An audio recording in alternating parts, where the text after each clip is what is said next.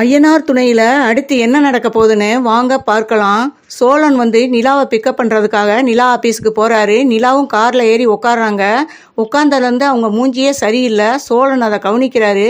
என்ன நிலா, ஏன் ஒரு மாதிரியாக இருக்கீங்க அப்படின்னு சொல்லவும் உடனே அழுக ஆரம்பிச்சிடுறாங்க. எதுக்கு நிலா, எதுக்கு அழுகுறீங்க?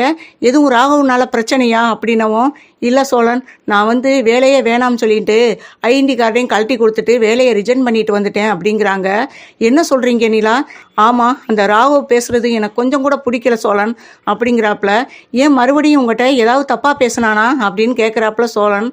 ஆமாம் சோழன், நான் வெளியில் வேலைக்கு ஏற்பாடு பண்ணிக்கிட்டு இருந்த அவன் எப்படியோ தெரிஞ்சுக்கிட்டு உன்னுடைய டேலண்ட்டுக்கு தகுந்த சர்டிஃபிகேட்டை நான் கொடுத்தா தானே மற்ற ஆஃபீஸில் போய் நீ வேலை பார்க்க முடியும்னு சொன்னேன்.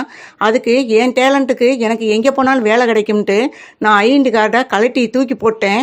அதுக்கு அவன் சொன்னேன், நீ எந்த ஆஃபீஸில் போய் வேலை பார்த்து கிழிக்க போகிறேன்னு நான் பார்க்குறேன் அப்படின்னு சொல்லி ரொம்ப அசிங்கமாக பேசுகிறேன் சோழன்.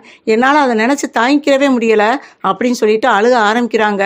சரிங்க நிலா, இதுக்காகவா அழுகுறீங்க? உங்களுடைய டேலண்ட்டுக்கு எப்படியும் வேலை கிடைச்சிரும் நிலா, அதுக்காக நீங்கள் கவலைப்படாதீங்க அப்படின்னு சொல்லிட்டு ஆறுதல் சொல்கிறாரு.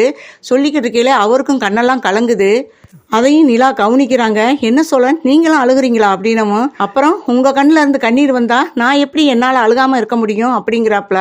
அதை கேட்ட நிலா மனசுக்குள்ளே ஏதோ இனம் புரியாத ஒரு சந்தோஷம் அவங்களுக்குள்ளே வருது. கவலையை விடுங்க நிலா, நீங்கள் எப்பயும் போல் வழக்கம் போல் நீங்கள் மற்ற ஆஃபீஸில் இன்டர்வியூவில் கலந்துக்கங்க. உங்களுக்கு வேலை கிடைக்கிறது உறுதி. உங்களுடைய டேலண்ட்டுக்கு வேலை கண்டிப்பாக கிடைக்கும். அந்த சர்டிஃபிகேட்டை ராகவ்ட்ட இருந்து வாங்கிட்டு வர்றது என்னுடைய பொறுப்பு அப்படிங்கிறாப்புல. அது எப்படி சொல்ல முடியும்? ராகவ்ட்ட எப்படி நீங்கள் வாங்க முடியும்? என்னாலேயே முடியலை. நீங்கள் கேட்டால் அவன் எப்படி கொடுப்பேன் அப்படின்னு சொல்லவும், அது என்னுடைய வேலை, நீங்கள் ஏன் அதை பற்றி கவலைப்படுறீங்க? அவன்கிட்ட இருந்து சர்டிஃபிகேட்டை வாங்குறது அது என்னால் முடியும். அந்த கவலையை விட்டுவிட்டு நீங்கள் ஆஃபீஸில் இன்டர்வியூக்கு கலந்துக்கங்க. வேலை மட்டும் கிடைக்கட்டும். உங்கள் கைக்கு உங்களுக்கு வேலை கிடைக்கிறதுக்கு முன்னாடியே அந்த சர்டிஃபிகேட்டு உங்கள் கைக்கு வரும். போதுமா அப்படின்னும், உண்மையிலே அந்த சர்டிஃபிகேட் கிடைக்குமா அப்படின்னு ரொம்ப சந்தோஷத்தோடு கேட்குறாங்க நிலா. கண்டிப்பாக கிடைக்கும், கவலையே படாதீங்க நிலா அப்படிங்கிறாப்புல சோழன். அதை கேட்டதும் அவங்களுக்கு ரொம்ப சந்தோஷமாக ஆயிடுறாங்க நிலா. நிலாவை வீட்டு வாசலில் இறக்கி விட்டுட்டு, எனக்கு முக்கியமான ஒரு சவாரி இருக்குது, அதுக்கு நான் போகிறேன், நீங்கள் வீட்டுக்கு போங்க அப்படின்னவும் சரி அப்படின்னு சொல்லிட்டு நிலா காரை விட்டு இறங்குறாங்க. நிலாவுக்கு இப்போ தான் மனசுக்கு ஒரு ஆறுதலாக இருக்குது. சோழன் மட்டும் அந்த சர்டிஃபிகேட்டை வாங்கிட்டு வந்துட்டா நம்மளுடைய டேலண்ட்டை நிரூபிக்கணும்னு அவசியமே இல்லை. அந்த சர்டிஃபிகேட்டை காட்டினாலே போதும், நம்மளுடைய டேலண்ட்டுக்கு நல்ல வேலை கிடைக்கும். இதை விட பெட்டரான ஆஃபீஸ்லையும் நம்மளுக்கு வேலை பார்க்கலாம் அப்படின்ட்டு மனசுக்குள்ள சந்தோஷத்தோட வீட்டுக்குள்ளே போகிறாங்க. சோழன் நிலாவை இறக்கி விட்டுட்டு கார் ஓட்டிக்கிட்டு வரையிலேயே ராகவன் நினச்சி பார்க்குறாரு, இவனை இப்படியே விடக்கூடாது, இவனை எப்படியாவது தனியாக மீட் பண்ணி இவனை ஒரு மிரட்டினா தான் இவன் சரியாக வருவேன் அப்படின்னு சொல்லிட்டு நினச்சிக்கிட்டு கார் ஓட்டிக்கிட்டு வராரு. இப்போ போனால் ஆஃபீஸில் எல்லாரும் இருப்பாங்க. ஆஃபீஸ் முடிஞ்சு அவன் எப்படியும் வெளியே தானே வந்தாகணும். அந்த நேரம் அவனை தனியாக மீட் பண்ணி ஒரு மிரட்டணும் அப்படின்ற முடிவோடு வர்றாரு. அதே மாதிரி ஆஃபீஸ் வேலை முடிஞ்சு எல்லா ஸ்டாஃப்களும் போயிடுறாங்க. கடைசியாக ராகவ் வெளியே வர்றாப்புல. அந்த நேரம் வெளியில் சோழன் தயாராக நின்றுக்கிட்டு இருக்காப்புல. சோழனை பார்த்ததும், என்ன இவன் எதுக்கு தேவையில்லாமல் இங்கே வந்திருக்கான், ஒருவேளை நிலா இங்கே நடந்த விஷயத்தெல்லாம் சொல்லியிருப்பாளோ அப்படின்ட்டு சோழனை பார்த்ததுமே ராகவுக்கு ஒரு பயம் வருது. சரி, இவன் நம்மளை என்ன செஞ்சிட முடியும் அப்படின்னு சொல்லிட்டு சோழனை பார்த்துட்டு கண்டுக்காம அவர் காரை போய் ராகவ் எடுக்க போகிறாரு. அந்த நேரம் பார்த்து சோழன் பக்கத்தில் போய், கொஞ்சம் நான் உங்கள்கிட்ட தனியாக பேசணும் அப்படின்னு சொல்லவும், என்ன தனியாக பேசணும், அப்படி என்ன பேசுகிற விஷயம் அப்படின்னவும், எல்லாம் தெரிஞ்சிருந்தோம், ஏன் தெரியாத மாதிரி நடிக்கிறீங்க அப்படின்னு சோழன் கேட்க, நிலாட்ட என்ன சொன்னீங்க சார் அப்படின்னு கேட்குறாப்புல.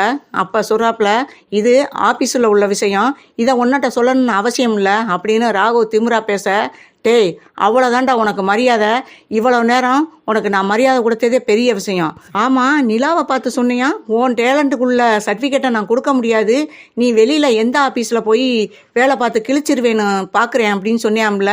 என்னடா நினச்சிக்கிட்டு இருக்க உன் மனசில்? ஆஃபீஸில் வேலை பார்த்தா லேடிஸை பூரா ரொம்ப மட்டமாக பேசுவியோ அப்படின்னு சொல்லிட்டு இவரும் ரொம்ப கோபமாக பேச, இங்கே பாரு, மரியாதையாக நிலாவுடைய டேலண்ட்டுக்குள்ள சர்டிஃபிகேட்டை கொடுத்துரு, இல்லை உன்னை இந்த இடத்துல நான் என்ன பண்ணுவேன்னு தெரியாது அப்படின்னவும், நீ மிரட்டினாப்புல நான் பயந்துருவேன்னு நினைக்கிறியா அப்படின்னு சொல்லி ராகவ் கேட்க, உனக்கு அவ்வளோதான்டா மரியாதை, உன்னட்டெல்லாம் வாயில் பேசினாலும் கையில் பேசினாலும் சரியாக வராது அப்படின்ட்டு பாக்கெட்டுக்குள்ளே மறைச்சி வச்சுருந்த துப்பாக்கி எடுத்து நெத்தியில் வைக்கிறாரு. நெத்தியில் வைக்கவும் பயந்து போய் ராகவ், சோழன் என்ன பண்ணிக்கிட்டு இருக்கீங்க, தயவு செய்து துப்பாக்கியை கீழே இறக்குங்க அப்படின்னு சொல்லவும், அந்த பயம் இருக்குல்ல அப்படின்னா இப்பயே நீ ஆஃபீஸுக்குள்ளே போய் அந்த சர்டிஃபிகேட்டை எடுத்தாந்து கொடுக்குற அப்படின்னு சொல்லவும், திருன்னு முழிக்கிறாப்புல ராகவ். என்னடா யோசிக்கிற? இனிமே உன் ஆஃபீஸுக்கு என் ஒய்ஃப் வேலைக்கு வரமாட்டா. அந்த சர்டிஃபிகேட் இருந்தால் தான் என் பொண்டாட்டியுடைய டேலண்ட்டு மற்ற ஆஃபீஸுக்கும் தெரியும் அப்படின்னு சொல்லவும், மரியாதையாக அந்த சர்டிஃபிகேட்டை எடுத்து கொடுத்துரு. அதுதான் உனக்கும் நல்லது, எனக்கும் நல்லது. அந்த சர்டிஃபிகேட் இருந்தால் தான் என் ஒய்ஃபு வந்து மற்ற ஆஃபீஸில் போய் அவளுடைய டேலண்ட்டை நிரூபிக்க முடியும். ஒழுங்கா மரியாதையாக ஆஃபீஸ்லேருந்து எல்லாரும் வெளியே போயிட்டாங்க. மரியாதையாக உள்ளே வந்து சர்டிஃபிகேட்டை எடுத்து கொடுத்துட்டேன்னா நான் உன்னை ஒன்றும் பண்ண மாட்டேன், இல்லைன்னா நான் உன்னை சுட்டு தள்ளி போய்கிட்டே இருப்பேன் அப்படிங்கிறாப்புல. உடனே ராகவுக்கு பயம் வேற வருது. ஏன்னா ஏற்கனவே வந்து இவங்க அப்பா வந்து பொண்டாட்டியை கொலை பண்ணிட்டு ஜெயிலுக்கு போனவேன்னு கேள்விப்பட்டிருக்காப்புல ராகவ். அதை பார்த்துட்டு அவனுக்கு பிறந்த மயம் தானே, இவனும் சுட்டாலும் சுட்டு போடுவேன் அப்படின்னு சொல்லிட்டு, சரி வா நான் இப்பயே எடுத்து கொடுத்துட்றேன் அப்படின்னு சொல்லிட்டு உள்ள ஆஃபீஸுக்குள்ளே போகிறாப்புல. ஆஃபீஸுக்குள்ளே போனதும் ராகவுக்கு மனசு மாறுது. போலீஸ்க்கு வந்து நம்ம தெரியப்படுத்திட்டானான்ட்டு கால் பண்ண போகிறாப்புல. இப்படியெல்லாம் நீ செய்வேன் தெரியும்டா அப்படின்னு சொல்லிட்டு ஃபோன் பண்ணுறதை தட்டி விட்டுட்டு, மரியாதையாக இங்கே பாரு, ஏதாவது கிரிமினல்லாம் வேலை பார்க்கணும்லாம் என்னட்ட நினச்சிக்கிட்டு தெரியாத. மரியாதையாக இப்போ சர்டிஃபிகேட்டை எடுத்து கொடுத்துட்டேன்னா உனக்கு நல்லது, இல்லைன்னா உன்னை இந்த இடத்துல நான் சுட்டுட்டு போய்கிட்டே இருப்பேன் அப்படின்னு சொல்கிறாரு. அதை கேட்டு ரொம்பவே பயந்து போய், அப்படியெல்லாம் செஞ்சிடாதீங்க சோழன், நான் கண்டிப்பாக அந்த சர்டிஃபிகேட்டை கொடுத்துட்றேன் அப்படின்னு சொல்லிட்டு சர்டிஃபிகேட்டை எடுத்து கொடுக்குறாரு. ஏண்டா இதை முன்னாடியே கொடுத்துருந்தேன்னா இவ்வளோ பிரச்சனை தேவையாடா? என்னைக்கு நிலா வந்து வேலையை விட்டு போகிறேன்னு சொன்னாலோ அப்பயே நீ கொடுத்துட்டேன்னா இவ்வளோ பிரச்சனை வந்திருக்காதுல்ல. அதை விட்டுவிட்டு ஏதோ ஏகப்பட்ட வசனம் பேசுகிற மாதிரி என் பொண்டாட்டிகிட்ட மிரட்டி பார்த்துருக்க. ஏண்டா உன் ஆஃபீஸில் வந்து வேலை பார்க்குற பொண்ணுகிட்ட எப்படி நடந்துக்கிறன்னு கூட உனக்கு தெரியலை. இங்க பாரு, நிலா மாதிரி எல்லா பொண்ணுங்களும் அமைதியா போயிடுவாங்கன்னு மட்டும் நினைச்சுக்கிட்டு இருக்காத. ஏதாவது ஒரு பொண்ணுகிட்ட நீ கண்டிப்பா உதவாங்கத்தான் போற. இனிமேலாவது ஸ்டாஃப் கிட்ட எப்படி நடந்துக்கிறனும், பெண்கள்கிட்ட எப்படி நடந்துக்கிறன்னு இனிமேலாவது திரும்பி வாழ பாருடா அப்படின்னு சொல்லிட்டு சர்டிஃபிகேட்டை வாங்கிட்டு ரொம்ப சந்தோஷத்தோட வெளியே போகிறாரு. இந்த சர்டிஃபிகேட்டை பார்த்தா நிலா ரொம்ப சந்தோஷப்படுவா அப்படின்னு சொல்லிட்டு இதை கொண்டு போய் நிலாட்ட காட்டணும்ட்டு ரொம்ப சந்தோஷத்தோட போகிறாரு. சோழன் ஆஃபீஸை விட்டு வெளியே போனதும் ராகவ் கொஞ்சம் கூட நினச்சி கூட பார்க்கல. இப்படி வந்து இவன் மிரட்டி நம்மகிட்ட சர்டிஃபிகேட்டை வாங்கிட்டு போயிட்டானே, அதை நினச்சி அப்படியே மிரண்டு போய் உட்காந்துருக்காப்புல ராகவ். நம்மளை மிரட்டி எப்படியோ சர்டிஃபிகேட்டை வாங்கிட்டு போயிட்டானே, அந்த சர்டிஃபிகேட்டை இல்லைன்னா நிலா எப்படி நம்ம ஆபீஸ்க்கு திரும்ப வருவா, நம்ம காலில் விழுந்து கெஞ்சுவா அப்படின்னு நினைச்சோமே, அதை வச்சு அவளை எப்படியாவது நம்ம கல்யாணம் பண்ணிக்கலாம் அப்படின்னு நினச்சிக்கிட்டு இருந்தோம். அதுக்கு எல்லாமே ஆப்போசிட்டாக இப்போ நடந்துருச்சு அப்படின்னு நினச்சி ரொம்பவே வந்து சோழன் நினச்சி கடுப்பாகி உட்காந்துருக்காப்புல ராகவ். சோழன் சர்டிஃபிகேட்டோட வீட்டுக்கு வர்றாரு. வீட்டுக்கு வந்ததும் நிலாட்ட சொல்கிறாரு, நிலா உங்களுக்கு ஒரு சந்தோஷமான சர்ப்ரைஸ் அப்படிங்கிறாப்புல. என்ன சோழன் சொல்கிறீங்க அப்படின்னவும், உங்களுக்கு உங்களுடைய டேலண்ட்டுக்கு தகுந்த சர்டிஃபிகேட்டை நான் ராகவ்கிட்ட வாங்கிட்டு வந்துட்டேன் அப்படிங்கிறாப்புல. என்ன சோழன் சொல்கிறீங்க? காலையில் தான் நான் இந்த பிரச்சனையை சொன்னேன், அதுக்குள்ளே எப்படி நீங்கள் சர்டிஃபிகேட் வாங்கிட்டு வந்துட்டீங்க அப்படின்னு சொல்லி கேட்குறாங்க.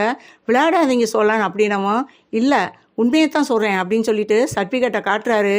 அதை வாங்கி பார்த்துட்டு ரொம்பவே சந்தோஷப்படுறாங்க நிலா.